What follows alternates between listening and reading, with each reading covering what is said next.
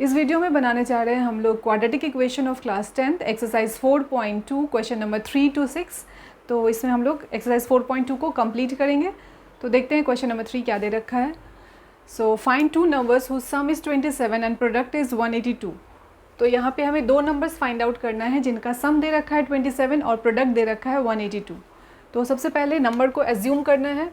So let one of the number be x, let one of the number be x और दूसरा number क्या लेंगे, another number 27 minus x। ठीक है, क्योंकि जब भी यहाँ सम दे रखा होता है ना, तो एक नंबर जब हमने एज्यूम कर लिया x, तो दूसरा क्या होगा, सम में से उस वैल्यू को माइनस करते हैं। ठीक है, तो ये हो गया। देन अकॉर्डिंग टू क्वेश्चन यहाँ लिखेंगे कि क्वेश्चन में हमें क्या बता रखा है कि प्रोडक्ट इज़ 182, यानी ये जो वैल्यूज़ हमने लिया है ना, नंबर जो एज्यूम करा है x एंड 27 माइनस x, इसका प्रोडक्ट हमें दे रखा है 182। अब इसको सिंप्लीफाई करेंगे और एक क्वाड्रेटिक इक्वेशन लेकर आएंगे। ठीक है, अब इस क्वाड्रेटिक इक्वेशन का सॉल्यूशन निकालना है, यानी आपको फैक्टराइजेशन प्रोसेस करना है। आपके दो लीनियर फैक्टर्स आएंगे और उसके अकॉर्डिंगली हमारा आंसर आएगा। ठीक है, तो यहाँ पे आ गया 182, तो कांस्टेंट है 182 और x स्क्वायर का कोफिशिएंट है 1, दोनों को मल्टीप्लाई करोगे तो आएगा 182 और साथ में 182 का प्राइम फैक्टराइजेशन जब करेंगे तो नंबर हमें यहाँ मिलेगा 13 एंड 14। तो यहाँ पे मैं दिखाती हूँ 182 का प्राइम फैक्टर करके, लाइक 2 से लिया, देन 13 से ले रहे हैं। ठीक है, तो यहाँ पे बहुत सारे पेयर्स हमारे बन सकते हैं, लाइक 13 इंटू 14 ये पहला, देन 2 इंटू 91, देन 7 इंटू 26। ठीक है, इसी में से सेटिंग करनी है, ये जो सर्कल में लगे इसी में से आपको सेटिंग करनी है। इसमें से जो भी सूटेबल होगा ना यहाँ पे उनका यूज़ करेंगे। लाइक यहाँ पे हमारा क्या यूज़ होने वाला है, 13 एंड 14, क्योंकि 13 और 14 को जब सम कर रहे हैं तो मिल रहा है 27 और जब इनको मल्टीप्लाई कर रहे हैं तो क्या मिल रहा है 182। ठीक है, तो देखो कैसे करते हैं, x square minus 13x minus 14x plus 182 equal 0। यहाँ पे साइन का बहुत अच्छे से ख्याल रखना है। ठीक है, क्योंकि यहाँ पे अगर कुछ साइन में मिस्टेक हुई ना तो आंसर सही नहीं आएगा, फैक्टराइजेशन गलत हो जाएगा फिर। ठीक है, यहाँ पे क्या किया मैंने, -13 और -14 लिया। क्यों, क्योंकि -13 और -14 मिलने से -27 बन जाता है। और अगर नहीं समझ में आ रहा है तो ऐसे देखो, माइनस जो 27 लिखा है ना, मैंने माइनस को बाहर ले लिया, 27 को क्या लिखेंगे, 13x प्लस 14x लिख सकते हैं और इस नेगेटिव को डिस्ट्रीब्यूट कर दो, एग्जैक्टली यही मिलेगा ना। तो जो भी नंबर तुम्हें दे रखा है ना उसको ब्रैकेट में भी लिख सकते हो और बाहर जो साइन दे रखा है उसको मल्टीप्लाई करके फिर अगले स्टेप में हम ये ला सकते हैं। ठीक है, अब यहाँ पे हमें क्या करना है, कॉमन लेना है। तो कॉमन लेते हैं x, यहाँ क्या बचा x माइनस 13, यहाँ लिया 14 कॉमन, यहाँ बचा x माइनस 13। इस तरीके से हमारे दो फैक्टर आ गए, x minus 13 and x minus 14। अब इसको ही 0 के साथ इक्वेट कर देते हैं। तो जब x माइनस 13 को 0 के साथ इक्वेट करेंगे, ठीक है, तो यहाँ रिज़ल्ट आएगा 13 और जब x माइनस 14 को 0 के साथ इक्वेट करेंगे तो रिज़ल्ट आएगा 14। ठीक है, यानी जो नंबर है वो एक तो है 13, x की वैल्यू हमने निकाली है, हमें उस वैल्यू को यहाँ पुट करना है। ठीक है, तो जो फर्स्ट नंबर है अगर 13 है तो सेकेंड नंबर क्या हो जाएगा, 27 माइनस 13 दैट इज़ 14।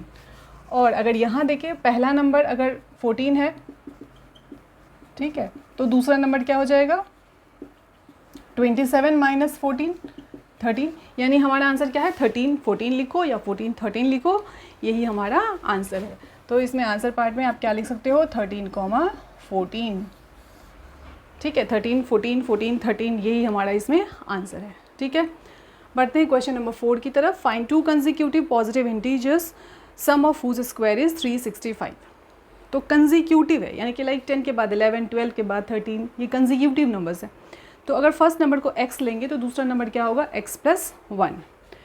तो let two consecutive positive integers be x, x plus 1। ठीक है, सम ऑफ हुज स्क्वायर, अब यहाँ क्या बोल रहा है कि अगर x का स्क्वायर लें और साथ में x प्लस 1 का स्क्वायर लें तो सम करने से ये क्या बन जा रहा है, 365। अब इसको सॉल्व करना है। ठीक है, so X square plus 2x plus 1 365, ये बन जाएगा 2x² plus 2x minus 364 equal 0। 365 को मैंने लेफ़्ट साइड की तरफ ले लिया। अब 2 को कॉमन ले लेंगे, तो 2 कॉमन लेंगे तो क्या बचेगा, x² प्लस x माइनस ये बचेगा 182 0, और इस 2 को 0 के साथ दे दो तो ये 0/2 0। तो हमारे पास इक्वेशन क्या बचा, ये। फिर से इसको क्या करना है, फैक्टराइज़ करना है। ठीक है, अभी 182 को हमने फैक्टराइज़ किया था, तो नंबर्स जो हैं कुछ 13, 14, 26 और उसके साथ में 7 का यूज़ किया गया था। बट यहाँ पे क्या करना है, इसे 13, 14 का यूज़ कर लेना है, क्योंकि 14 में से 13 जाएगा तो 1 बनेगा, और 14, 13 को मल्टीप्लाई करेंगे तो 182 आ जाएगा। तो यहाँ पे ले रहे हैं x² plus 14x minus 13x minus 182 equal में 0। अब यहाँ कॉमन लेंगे तो x लिया कॉमन, तो यहाँ क्या बचा, x प्लस 14, यहाँ पे माइनस 13 कॉमन लिया, तो यहाँ पर भी x प्लस 14। तो हमारे पास 2 फैक्टर आ चुके हैं, x plus 13 and x plus 14 and x minus 13। दोनों को जब 0 के साथ इक्वेट करेंगे तो x की वैल्यू -14 भी आएगी और साथ में 13 भी। लेकिन इसमें हम नेगेटिव वैल्यू को कंसिडर नहीं करेंगे, क्योंकि यहाँ क्या दे रखा है, 2 कंसेक्यूटिव पॉजिटिव इंटीजर्स। सो ये जो -4 है दैट विल बी नेग्लेक्टेड। ठीक है, क्यों, क्योंकि ये नेगेटिव है। तो यानी कि आपका आंसर क्या हुआ फाइनली, x इज़ 13, यानी एक नंबर आ गया, फर्स्ट कंसेक्यूटिव नंबर x। सो x प्लस 1 कितना होगा, 13 प्लस 1 दैट इज़ 14। तो यहाँ जो है नंबर्स आर 13 एंड 14। ठीक है, तो ये हमारा क्वेश्चन नंबर 3, 4 हुआ। बढ़ते हैं क्वेश्चन नंबर 5 की तरफ। सो क्वेश्चन नंबर 5 है हमारा, the altitude of right triangle is 7 centimetre less than it's base if hypotenuse is 13 centimetre, find other 2 sides. यानी कि एल्टीट्यूड की जो लेंथ है वो क्या दे रखा है, बेस से 7 सेंटीमीटर कम, यानी बेस को अगर x लेंगे ना तो एल्टीट्यूड हो गई कितनी, x माइनस 7, और हाइपोटेनस की वैल्यू हमें मिल चुकी है 13। तो हमें क्या फाइंड आउट करना है, फाइंड द अदर 2 साइड्स। ठीक है, तो यहाँ पे क्या करना है, लेट बेस को हमने क्या ले लिया, let base be x unit, x centimetre. तो एल्टीट्यूड कितना होगा, x माइनस 7 सेंटीमीटर, और हाइपोटेनस तो दे ही दिया है 13 सेंटीमीटर। सो यूज़ क्या करेंगे, बाय पाइथागोरस, क्योंकि राइट ट्रायंगल है तो बाय पाइथागोरस थ्योरम। क्या है, h² equal p² plus b²।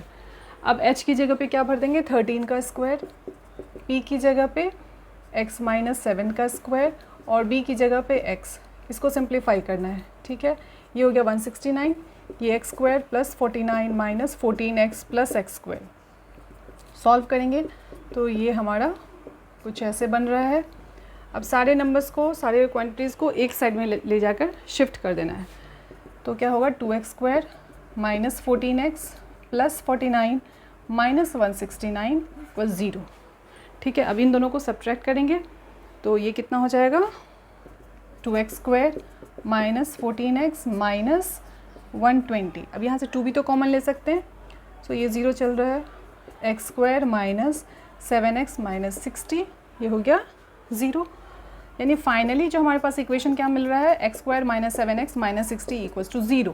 ये अब इसको स्प्लिट करना है, तो नंबर फर्स्ट और लास्ट क्वांटिटी 1 इंटू 60, यानी हमें माइनस 60 लाना है मल्टीप्लाई करके और प्लस माइनस करके -7। सो 12 5 जा 60, और 12 और 5, ठीक है, 12 में से 5 किया तो 7, 12 माइनस 5 इज़ 7। तो यहाँ पे क्या हो गया, x² minus 12x plus 5x minus 60 equal 0। यहाँ से x कॉमन लेंगे तो x माइनस 12, यहाँ से 5 कॉमन लेंगे तो अगेन x माइनस 12। तो हमारे 2 फैक्टर मिल गए, x minus 12 and x plus 5। ठीक है, अब इसको 0 के साथ इक्वेट करेंगे। सो इस स्टेप के बाद हम यहाँ पे आ रहे हैं। सो x माइनस 12 इक्वल 0, यानी इससे क्या वैल्यू निकल रहा है, 12। और अगर x प्लस 5 को 0 के साथ इक्वेट करेंगे तो x क्या मिल रहा है, -5। और इस -5 को क्या करना है, नेगलेक्ट। क्यों करना है नेगलेक्ट, क्योंकि साइड की जो लेंथ होगी ना वो नेगेटिव नहीं होगी, वो पॉजिटिव वैल्यू होगी। तो इस तरीके से हमने x किसको एज्यूम किया था, बेस को, तो बेस हमारा मिल गया कि 12 सेंटीमीटर होगा, और एल्टीट्यूड क्या है, x minus 7 that is 12 minus 7, ये हो गया 5 सेंटीमीटर। तो ये हमारा आंसर आ गया। ठीक है, तो 5 जो है वो कंप्लीट हो गया। बढ़ते हैं क्वेश्चन नंबर 6 की तरफ। सो क्वेश्चन नंबर 6 है हमारा, a cottage industry produces a certain number of pottery articles in a day. It was observed on a particular day that the cost of production of each article was 3 more than twice the number of articles produced on that day. If the total cost of production on that day was rupees 90, find the number of articles produced and the cost of each article. ठीक है, तो क्या यहाँ पे हम assume करें, यहाँ से चलते हैं कि let the number of articles produced on that day is x. ठीक है, let number of articles produced on that day be x. ठीक है, तो आर्टिकल्स हमने मान लिया कि x प्रोड्यूस हो रखा था। अब कॉस्ट के बारे में देखते हैं। यहाँ पे 90 क्या दे रखा था कि total cost of production on that day was rupees 90, यानी जितना भी प्रोडक्शन हुआ ना उसका टोटल कॉस्ट मिलाकर ये 90 रुपीज़ दे रखा है। तो ईच आर्टिकल का यहाँ निकाल लेते हैं कॉस्ट ऑफ ईच आर्टिकल। तो ईच आर्टिकल का कॉस्ट क्या होगा, टोटल है 90 और x आर्टिकल हमने एज्यूम करा है, तो 90 अपॉन x रुपीज़। ठीक है, अब यहाँ पे हमें इक्वेशन बैठाना है। इक्वेशन के लिए यहाँ पे आ जाओ। It was observed on a particular day that the cost of production of each article, तो ईच आर्टिकल क्या है, हमने एज्यूम करा है कि 90/x equal 3 more than twice the number of articles produced on that day. ठीक है, तो cost of production of each article was 3 more than twice the number of articles produced.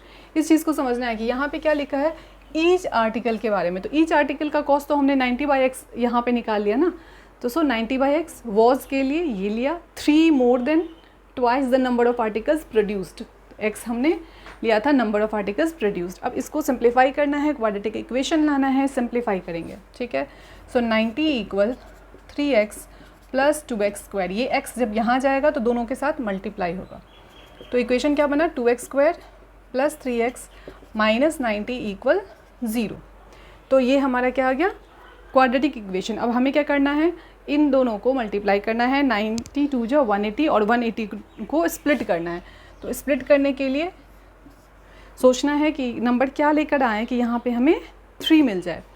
तो देखो यहाँ 5 से डिवाइड करते हैं तो क्या बना, 15, 6, 30, यहाँ पे लेते हैं 3 से, देन 3 से, 2 से, अगेन 2 से। ठीक है, अब आपको सेटिंग करनी है। ठीक है, तो यहाँ देखो क्या ले रहे हैं, 5 3 15, 3 45 इंटू 8, एक तो मैंने ये लिया। ठीक है, अब 45 में से 4 जाएगा या प्लस करके ये 3 तो नहीं मिलने वाला है। अब एक और क्या ले सकते हैं, ये 3 3 9 2 18 और 10। तो क्या इससे बनेगा, नहीं, इससे भी नहीं बनेगा। तो दूसरा नंबर लेते हैं, 2 2 4, 4 3 12, 12 इंटू 15।